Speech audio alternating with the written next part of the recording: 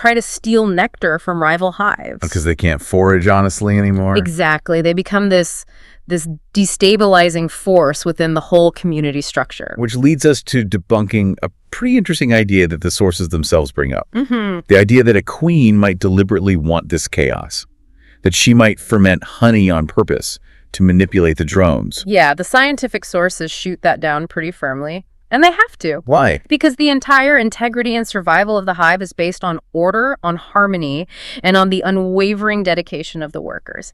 The idea that a queen would, stoop to these deceitful practices. Creating a toxic environment on purpose. Right, to manipulate the males. The source calls it a ludicrous fabrication. The workers' function relies on their loyalty, their devotion.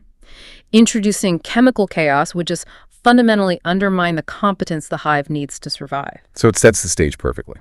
The hive is the ultimate symbol of competence and order. And intoxication is the ultimate threat to that order. Okay, so let's move from the mechanics of honey to the core social structure of the hive. Because this is really the engine for all the human comparisons that come later. Absolutely. We've got the worker bees, the drones, and the queen.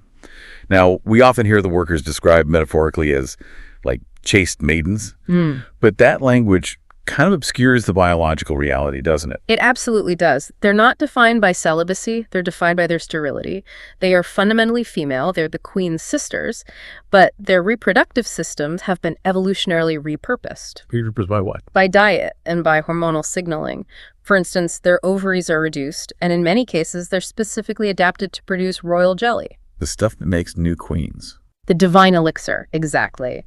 It's the rich secretion that feeds the young larvae and creates the future queens. So they are the economic engine of the entire hive. They are everything. They do virtually all the labor. They forage tirelessly for nectar and pollen. They manage all the brood care. They handle sanitation. They defend the hive fiercely. And as the source notes, they have the thankless task of managing the waste of the males.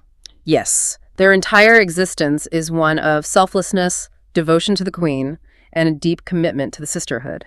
They are the generative competence of the hive, full stop. Now let's contrast that with their male counterparts, the drones, who are defined by their singular, almost existential laziness. The playboys, as the source calls them. And yeah, their existence is so singular, it's almost a biological anomaly in terms of labor. Their sole purpose is to mate. That's it. They are physically large, they're robust, they're loud, but they just consume resources. They eat honey, nectar, bee bread. What's bee bread? It's a fermented mix of pollen and honey. It's a